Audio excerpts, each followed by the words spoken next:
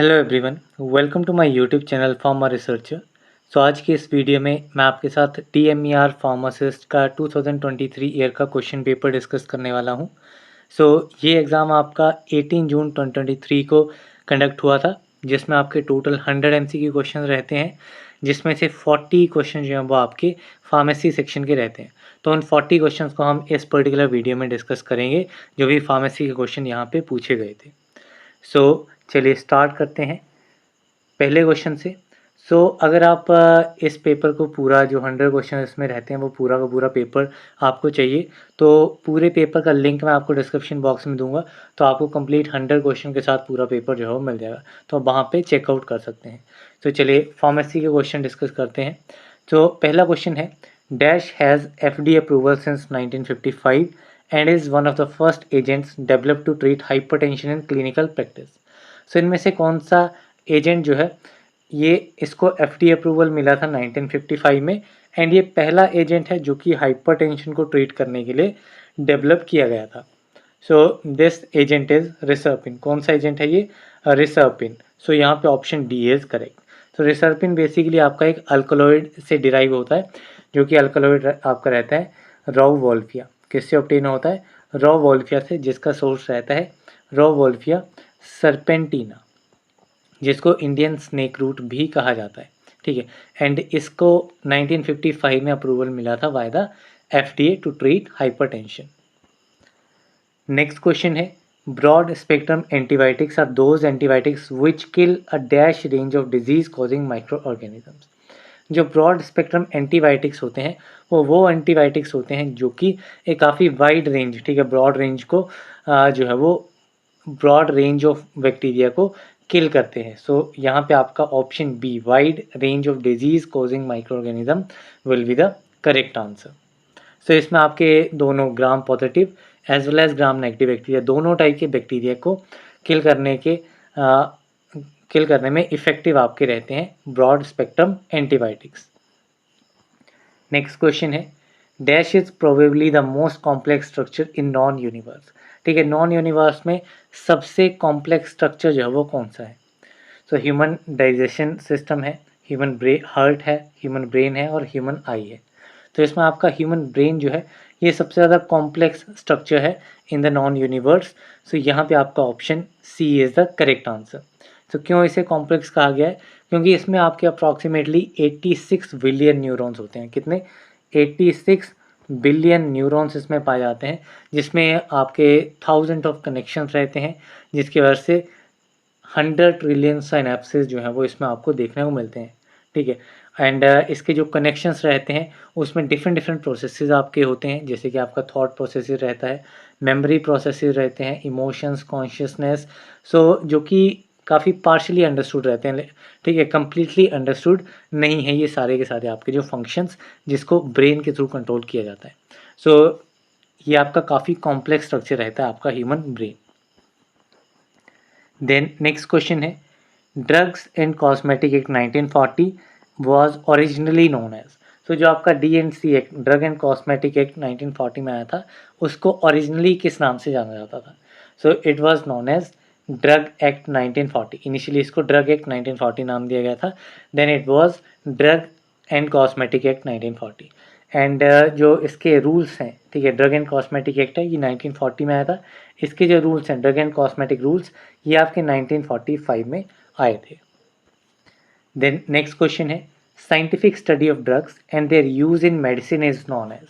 सो drugs की scientific study and उसका use medicine में क्या कहलाता है? So this is known as pharmacology. So option D is correct. Next question है, dash is a system for ensuring that products are consistently produced and controlled according to quality standards which is being discussed here। सो ये एक ऐसा system है जो कि product को ensure करता है कि वो कंसिस्टेंटली प्रोड्यूस एंड कंट्रोल हो रहा है according to the quality standards, means proper quality जो है वो मेंटेन की जा रही है। सो इसमें कौन से टाइप का सिस्टम जो है वो डिस्कस किया जाएगा? सो इसमें आपका GMP, that is good manufacturing practices, जो कि आपका शेड्यूल M में स्टडी किया जाता है as per the drug and cosmetic act and rules. So यहाँ पे option D is correct.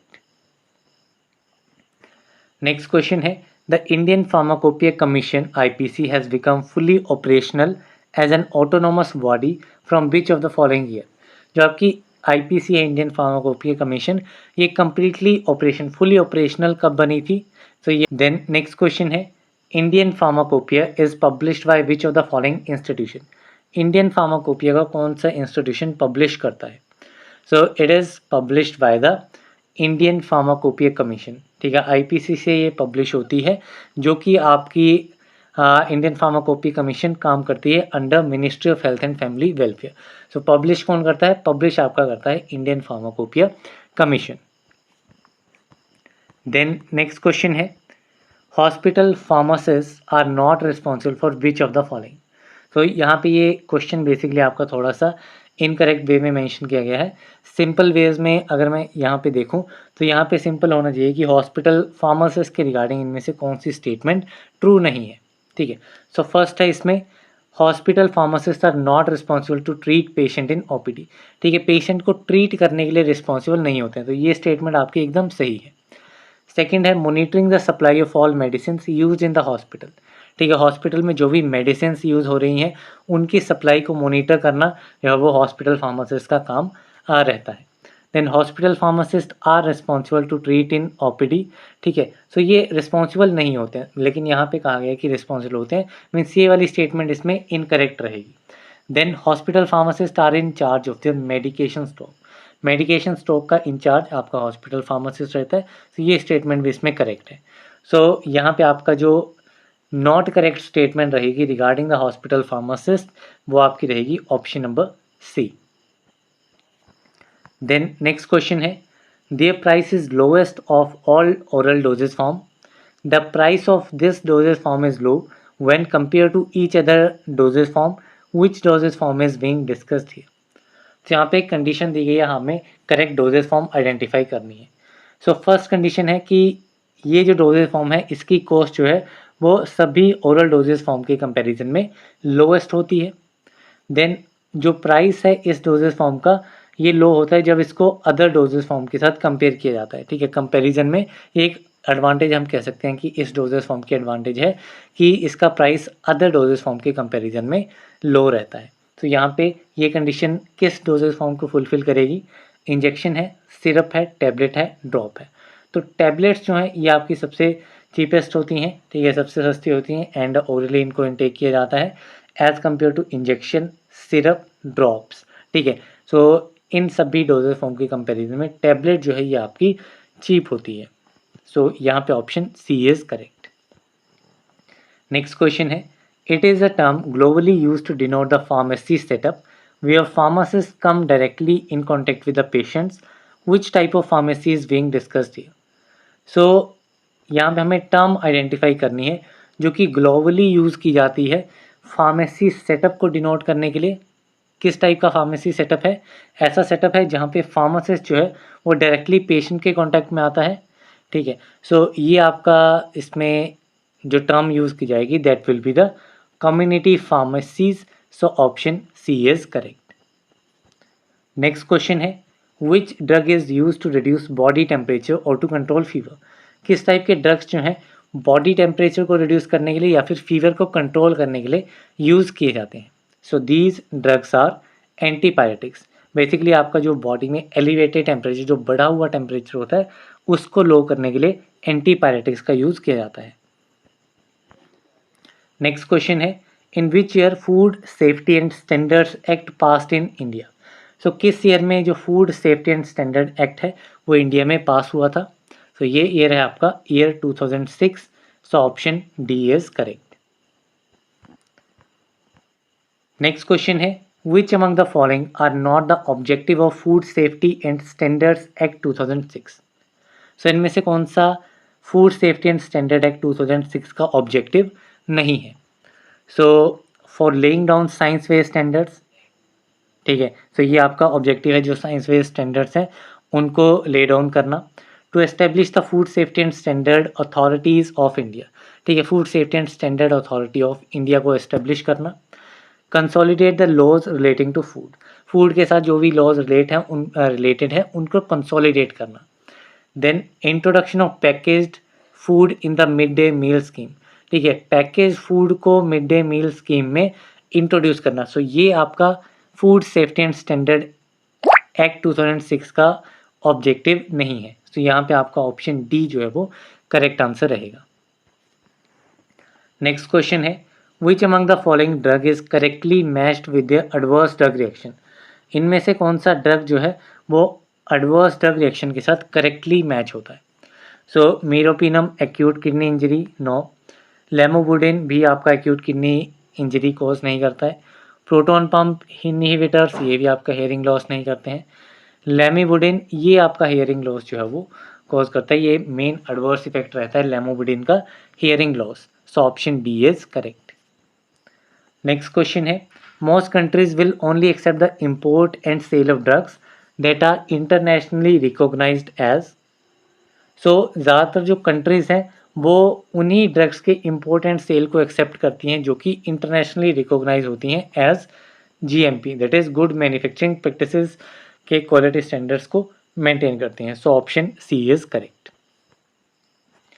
Next question है, waste sharps can be treated by dry heat sterilisation at a temperature not less than dash at least for a residence period of 150 minutes in each cycle of 90 minutes.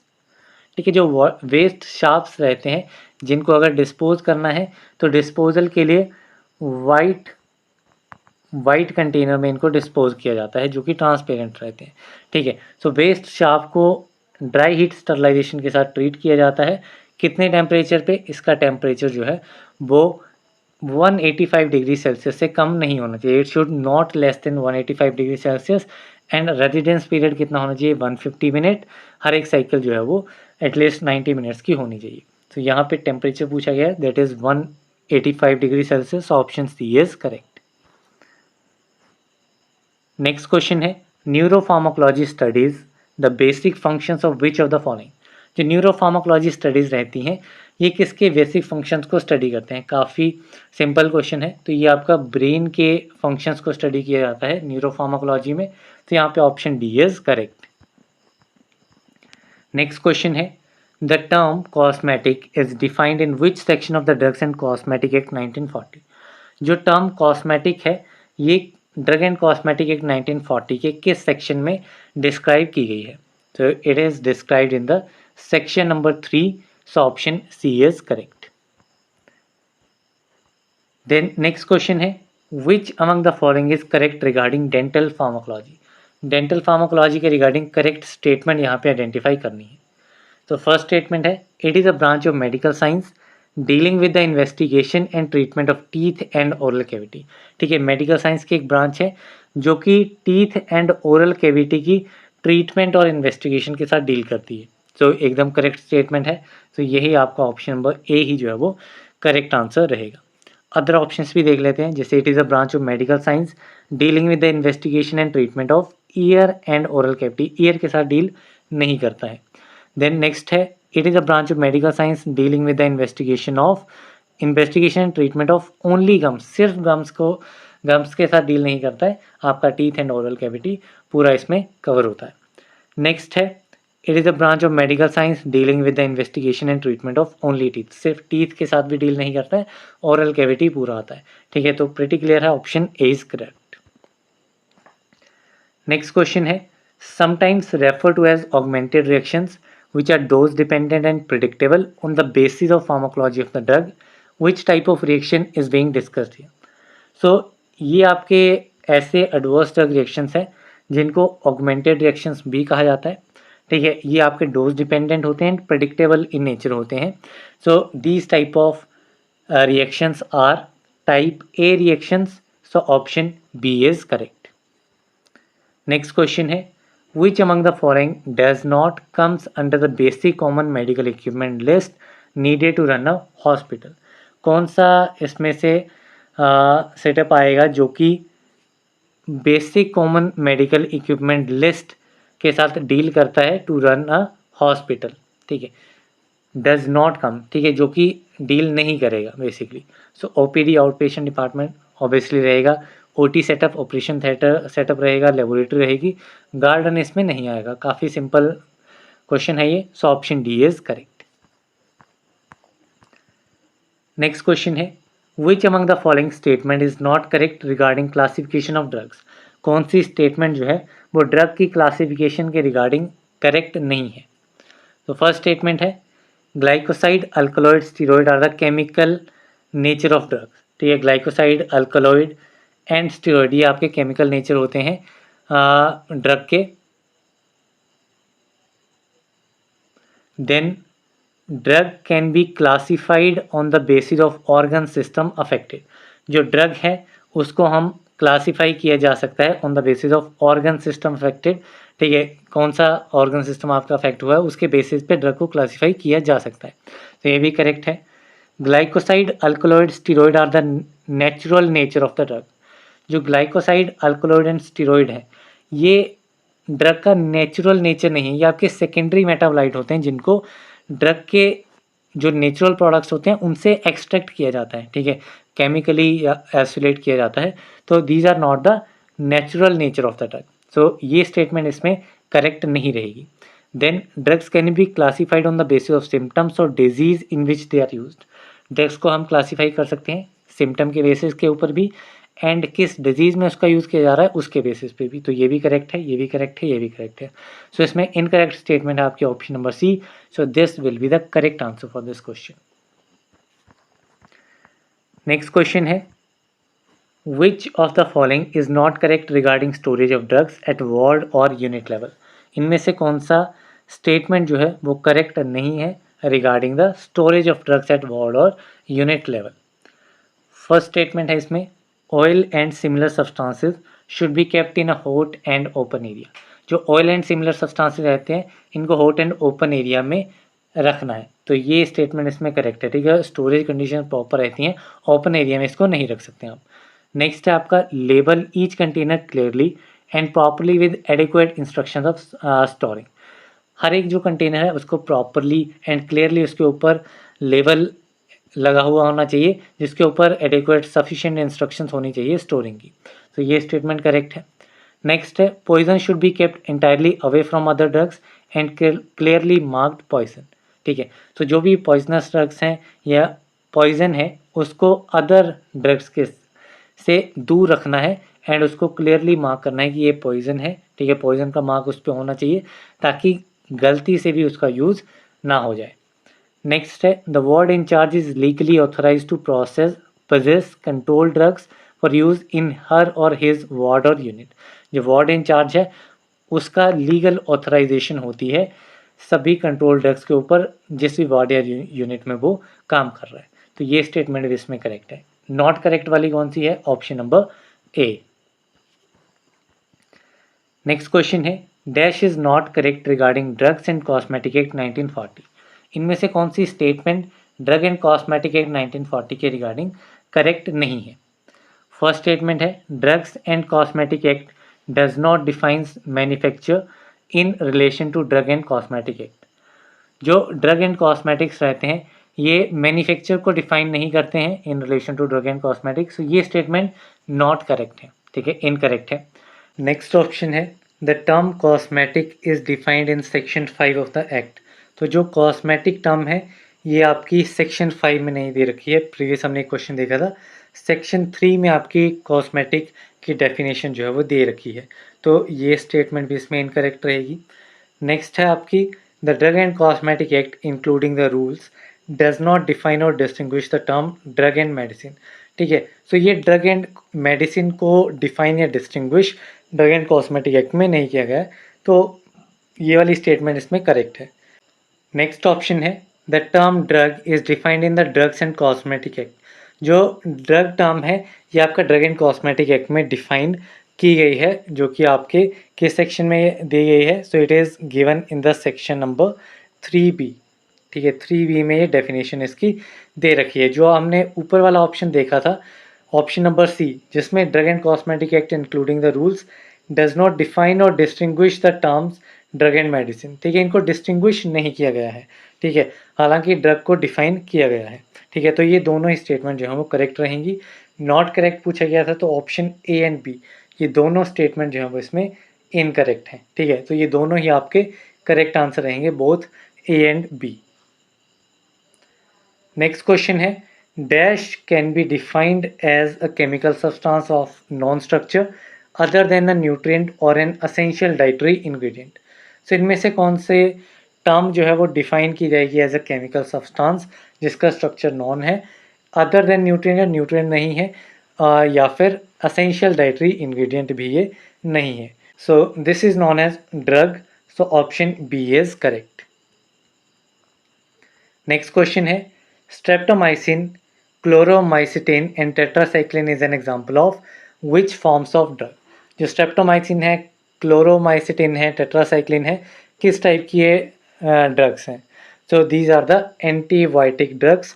So option D is correct. Next question है which among the following are disadvantages of liquid dosages form. Liquid dosages form की disadvantages identify करनी है। First है these are the most suitable dosage form for infants, children and geriatric patients। ठीक है, तो ये सबसे ज़्यादा सूटेबल फॉर्म है किसमें? इन्फेंट्स में, चिल्ड्रंस में, गेरियाट्रिक पेशेंट्स में। सो ये आपकी डिसएडवांटेज तो नहीं हो सकती अगर मोस्ट सूटेबल है, तो this is an advantage of this liquid dosages form. Next है the drug is rapidly available for absorption. तो लिक्विड डोजेज फॉर्म है उसमें ड्रग जो है वो आपका ऑलरेडी सॉल्यूशन फॉर्म में रहेगा, तो वो अब्जॉर्प्शन के लिए रैपिडली मीन्स अवेलेबल ही रहेगा। सो ये भी आपकी एडवांटेज में कंसीडर होगी। Then the unpleasant taste of the drug can be masked by adding sweetening or flavouring agent. अगर कोई ऐसा ड्रग है जिसका अनप्लेजेंट टेस्ट है, ठीक है, उसको हम ऑरली टेबलेट की फॉर्म में ले रहे हैं, तो वो काफ़ी बैड टेस्ट उसमें आ रहा है, तो लिक्विड डोजेज फॉर्म में कुछ स्वीटनिंग एजेंट या फ्लेवरिंग एजेंट ऐड करके हम उसके टेस्ट को मास्क कर सकते हैं, तो this is also an advantage. Next है the liquid dosages form have less stability when compare to solid dosages form. जो लिक्विड डोजेज फॉर्म होती हैं उनकी स्टेबिलिटी जो है वो कम होती है as compare to solid dosages form obviously. So इसमें ये आपकी डिसएडवांटेज ही रहेगी। तो इसमें डिसएडवांटेज कौन सी है? Option number D. So this is the right answer. Next question है dash is a process that eliminates many or all pathogenic microorganisms on in animate objects with the exception of bacterial spores.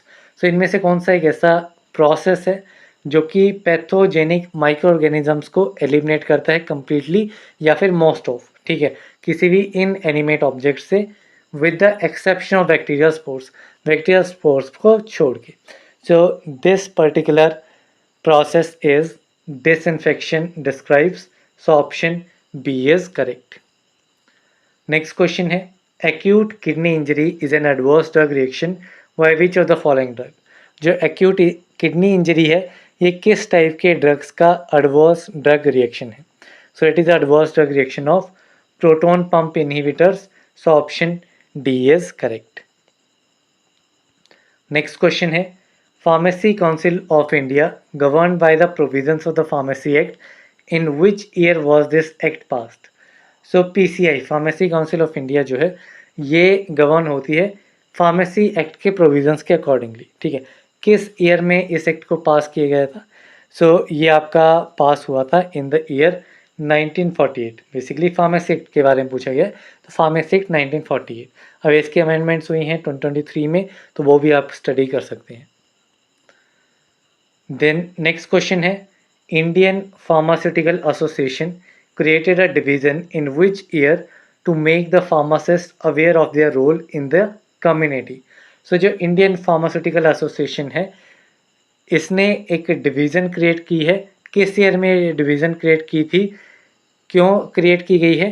ताकि pharmacist को community में उनके role के बारे में aware किया जा सके कि फार्मासिस्ट का रोल कम्युनिटी या सोसाइटी में क्या है। सो ये एसोसिएशन जो है ये क्रिएट हुई थी in the year 1996। So option D is correct. Next question है which among the following are correct regarding tablets. Tablets के रिगार्डिंग इनमें से कौन सी स्टेटमेंट करेक्ट है? फर्स्ट स्टेटमेंट है it is tough to administer a correct dose. ठीक है, सो टैबलेट है, टैबलेट की डोज एकदम फिक्स रहती है, तो टफ तो नहीं होता इसकी करेक्ट डोज एडमिनिस्टर करना। एक टैबलेट है, डिफाइंड डोज रहेगी, उसको आप एडमिनिस्टर कर लोगे। नेक्स्ट है the tablets are very unstable to various physical condition. So tablets जो हैं वो अनस्टेबल नहीं होती हैं, काफ़ी स्टेबल रहती हैं, ठीक है, वेरियस फिजिकल कंडीशंस के अगेंस्ट। सो ये भी आपका इनकरेक्ट रहेगी। देन नेक्स्ट है there cost is highest of all oral dosage form. So tablet जो है इसकी कॉस्ट जो है वो सबसे कम रहती है, ठीक है, as compare to other doses form. So ये भी आपकी इनकरेक्ट स्टेटमेंट दी गई है। नेक्स्ट है it is easy to swallow with a sip of water. Tablet को स्वेलो करना, निगलना जो है काफ़ी ईजी रहता है कि आप एक घूंट पानी से भी टैबलेट को स्वेलो कर सकते हैं। सो ये इसमें एकदम करेक्ट स्टेटमेंट है। तो correct statement among all is option number D. So this is the right answer. Next question है good manufacturing practices in medicine is important because. तो जो गुड मैन्युफैक्चरिंग प्रैक्टिसेस हैं मेडिसिन में वो क्यों इम्पॉर्टेंट है, ठीक है। सो ऑप्शंस हैं good quality medicine are not only a health hazard but a waste of money. जो गुड क्वालिटी मेडिसिन हैं ये सिर्फ हेल्थ हैजार्ड ही नहीं, वेस्ट ऑफ मनी भी है। तो ये तो टोटली इनकरेक्ट स्टेटमेंट है। हेल्थ हैजार्ड्स को कम करने के लिए जो है वो गुड क्वालिटी मेडिसिन का यूज़ किया जाता है। नेक्स्ट है poor quality medicine are not a health hazard but a waste of money, ठीक है। जो पुअर क्वालिटी की मेडिसिन हैं वो हेल्थ हैजार्ड नहीं है लेकिन वेस्ट ऑफ मनी है, ठीक है। सो ये स्टेटमेंट जो है वो करेक्ट है कि गुड मैन्युफैक्चरिंग प्रैक्टिसेस मेडिसिन में इंपॉर्टेंट है, क्योंकि अगर हम पुअर क्वालिटी की मेडिसिन को इनटेक करते हैं तो हेल्थ हैजार्ड तो इतने ज़्यादा नहीं होंगे लेकिन वेस्ट ऑफ मनी वो ऑब्वियसली रहेगा। नेक्स्ट है good quality medicine are a health hazard but not waste of money, ठीक है। सो ये स्टेटमेंट इनकरेक्ट है। Poor quality medicine are only health hazards not a waste of money, ये भी इनकरेक्ट है। Only the correct statement will be option number B. Next question है beginning in the 20th century dash chemistry began to revolutionize the pharmaceutical industry. So 20th century के beginning में कौन सी type की या कौन सी कैटेगरी की chemistry है जिसने फार्मास्यूटिकल इंडस्ट्री को रिवोल्यूनाइज किया है, ठीक है। तो ये आपकी है synthetic chemistry. So option B is correct.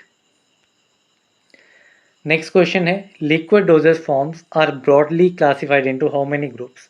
जो लिक्विड डोजेज फॉर्म है इनको कितने ग्रुप्स में क्लासिफाई किया जा सकता है, ठीक है। सो जो लिक्विड डोजेज फॉर्म है दो क्लासेस में क्लासिफाई होता है, monophasic liquid dosages form and biphasic liquid dosages form.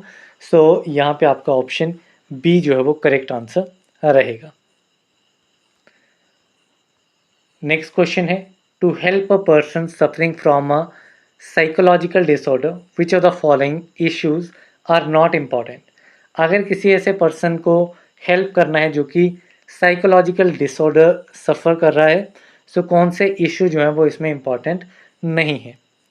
So first है detoxification, psychotherapy, depression, social support, ठीक है। सो कौन सा इंपॉर्टेंट नहीं है, डिटॉक्सिफिकेशन ऑब्वियसली इंपॉर्टेंट है, साइकोथेरेपी दे सकते हैं, सोशल सपोर्ट दे सकते हैं। डिप्रेशन जो है इज़ नॉट द इशू, ठीक है। डिप्रेशन जो है वो ऑब्वियसली एक साइकोलॉजिकल डिसऑर्डर है। सो यहाँ पे option C is correct. Next question है a large variety of drugs need to be stored at a temperature of.